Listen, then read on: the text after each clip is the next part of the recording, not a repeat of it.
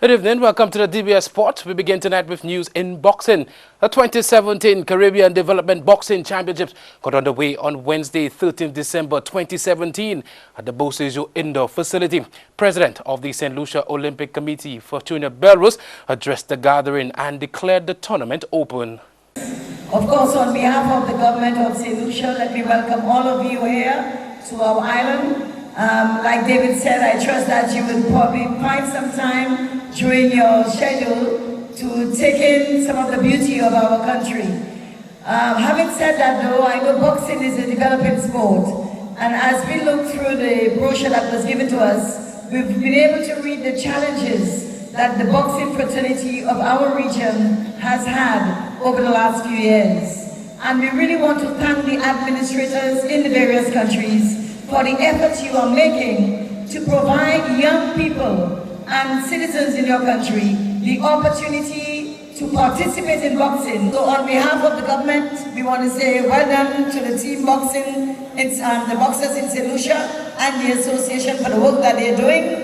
And of course, we want to encourage all of you to give your best, and may the best team win this evening as I take the time to declare this tournament open. Well, the championships got off to a great start for Team St. Lucia. In the first match for St. Lucia's current boxer of the year, Nathan Ferrari, took on Winton Phillip of Antigua and Barbuda. In this matchup, the St. Lucian was absolutely electrifying. Ferrari used his lightning speed and overwhelming fitness to secure an impressive unanimous decision against his opponent. Well, it was a tremendous bout. The only difference was that I was more focused in the round. I knew what I had to do tonight to put St. Lucia, to steer St. Lucia in the right direction for the first win tonight. So all I did was just keep my focus and be more, I would say, smarter than him. I was just smarter than using combinations and variations and just using my mind instead of my fist most of the time. So that was the only difference, was my focus and the strength that God gave me to, win tonight. So I was thankful for that. Well, Nathan will now progress to the next round of matches in this competition. Well, as the crowd continued to build up in Grosley, Team St. Lucia made it 2 wins in 2 matches as Jerville Sines registered an impressive victory, taking on Anthony Matheson out of Grenada. Jerville, coming out of the Boys Training Center, went on to win by unanimous decision in the 75 kg light heavyweight division. Well, St. Lucia continued their opening night dominance late in the evening as Linda, the Russian master, only needed a round and a half to ensure the referee stopped the fight. After totally outclassing his opponent in the first round, Master hit on a quick combination to send the Bajan boxer and the crowd into a frenzy. Well, as a result, the St. Lucia national boxing team won 3 out of the 4 clashes on opening night. Well, action is currently ongoing, and that's today, Thursday, 14th December 2017, at the Bosejo Indoor Facility. Go and get some of the action. Now, Grosley veterans are into the quarterfinal of the ever-exciting Caribbean Alliance Veterans Football Tournament. The team from up north defeated Monrepo Sharks 3-0 in front of a nice crowd at the Grosley playing field. Former Orion defender Sherman Sylvester got things going for Grosley in the first half. Yes, today we wanted to win that game so we can secure first place before our home crowd. And I scored a very beautiful goal supplied by the captain, Francis Lastic. Alright, so how do you feel about the tournament so far and your chances? I feel the tournament is very well organized. Kudos to the guys, veterans in Sport Inc. And our chances this year, we're looking to go all the way. At least reach the finals, and then we will see what happens from there on. Well, in search of a top spot in the group, Grosley went on to seal victory after Roger Celestine registered an impressive brace in the second half. It was an easy going game. I just find we could have done better, because when we go in a team that have anything whatsoever, and I think we kind of fight for ourselves on the field of play. But that at the end of the game, we won, and the victory counts. All right, so what's next for you guys? As a result, Grosley goes into the Christmas break as one of the favorites to win the highly coveted Caribbean Alliance Gold Cup. We spoke to the captain and the former national player, Francis Babalastic. The results doesn't say too much about the game. So we're satisfied with the results, but not the performance. I think we could have done a little more better in terms of our possession and team play. I think our game we gave the ball a little bit too much and we allow Monaco to get into the game. But all in all, like I said, we're satisfied with the result, and that's what it is. That's a real jugglery there. Well, meanwhile, last year as the third place finishers, Miko, they are into the quarterfinal of the Caribbean Alliance Veterans Football Tournament.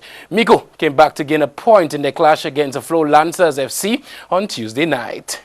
The game wasn't that challenging, but I think we struggled a little between the midfield, the condition of the field was a little hard and it was clear. All right, so you guys again into the plate tournament. You finished third last year. How are you guys going to prepare for the next round? Yeah, we got one more training. I feel we could do better. I think a better ground. I think that might be in Beaufort or in Valley, but I feel we will do better in the game next time. Playing for second place in the group, Flo dominated the opening moments of this matchup as they went on to score through Jonathan John. Miko would storm back in the second half as a combination of persistent and a goalkeeping error allowed Conrad Evans to get the equalizer. Well, the tournament continues tomorrow night in Grosley. Central Beaufort, they take on Behind the College All-Stars for a chance to move to the quarterfinals of the main championships. Well, of course, you don't want to forget their back-in-time party at Indies on Saturday night. Can't wait. The grand final of the first ever Mayor's Cup was held on Wednesday at the Marsha grounds. The final featured big players from Marsha coming up against VSADC from Central Castries. In this matchup, big players captured the title thanks to a 1-0 victory. We spoke to Nigel Kong Francis, who is the captain of Big Players. Well, we had a tough opposition in VSADC. We know they're a good team. They've been very consistent. We have been developing in form. But the good thing today is that we were able to execute. And it was basically like a gradual improvement for our team because we have not been in the best of form, but we executed and everything manifested itself in this game today in the finals. Well, prominent attacking player Lincoln Phillip penetrated to find the back of the net in the 22nd minute. Francis spoke to Lincoln's contribution to the team. This is basically the foundation of Big Players Football Club, the foundation of Marsha football, you understand? Lincoln has always been a stalwart in football, and we respect his ability. We understand that he's getting old, but it doesn't show on the field. And we know that anytime there can be a moment and a spark of brilliance from him, and we always have confidence in him, so he remains on the field. All right, so how does it feel to be the first ever Mayor's Cup champion? Yeah, we are very happy about it. We had a team meeting last night despite all odds, and we said this game is more mental than anything else. So it's best we put our heads together and try to figure it out. And that we did. We evaluated the system, we evaluated the key players. We went all the way down to the nitty-gritty of their football so that we could come out victorious, as you saw this afternoon. Although talented player Valdez Maximum squandered a golden opportunity to add to Big Players' lead, a team from the capital of Castries held on to secure the first ever Mayor's Cup. At the prize-giving ceremony, Cultural Minister, that's Fortuna Belrose, addressed the gathering.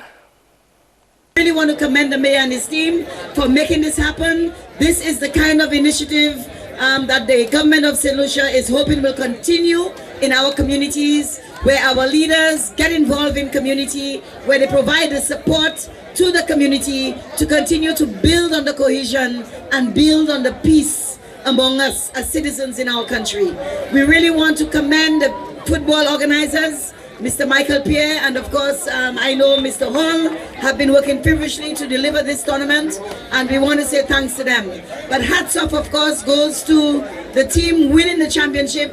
Out of 12 or 13 teams, I think, we really want to commend Big Players for coming through with the tournament. The first ever Mayor's Cup registered the win by Big Players. You're going down in the history books of St. Lucia, and we're quite happy. The history books of the city of Castries. Earlier in the third place, player of Naya went on to dominate proceedings to register a 5-way victory over Flow Lancers FC. A prize-giving ceremony is planned for the coming days. Well, we take a break, but when we come back, a St. Lucia national under-15 cricket team suffers first loss in Windward Islands tournament.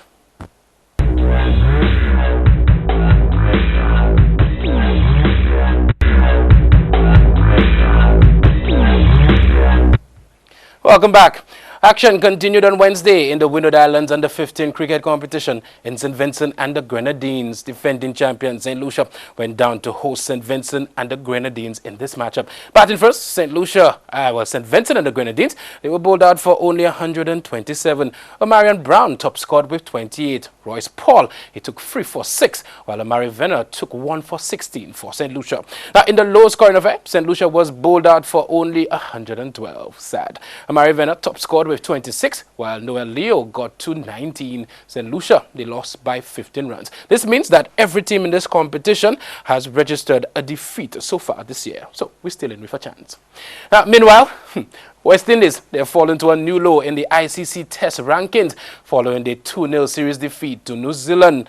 The Caribbean side lost 3 ranking points to now be in a virtual tie in 8th with Bangladesh. Now, despite winning the series against Zimbabwe 1-0 in November, the Windies took a backward step when they were blanked by New Zealand. They lost the first test by an innings and 67 runs in Wellington and were defeated by 240 runs in Hamilton with a day to spare. The West Indies have now won just 4 out of their last 20 test matches. With the series win, New Zealand has risen 3 points but remain 4th, 1 place behind Australia, while India, they maintained a healthy lead over South Africa at the top. Wow. Well, finally, Tottenham, they defeated Brighton 2-0 to register 2 straight wins in the Premier League. Some letting fly. When it's looped up for an orthodox save, but still a good stop by Ryan. Shot. Lamella going in. Kane's there again. It's Lamella. We'll try and catch Brian. That's a nice change of direction by Aurier. Ooh, and it's didn't need to lead in an unlikely fashion. You can see that the goal should be given, and the goal has been given in the shape of Lamella. But Kane with him, Lamella is deflected. It might come to him. Kyle's there, Hemed! Well, it had to be. And as you said, half a yard either side. There's an equaliser there. Kane takes 7 minutes. Night.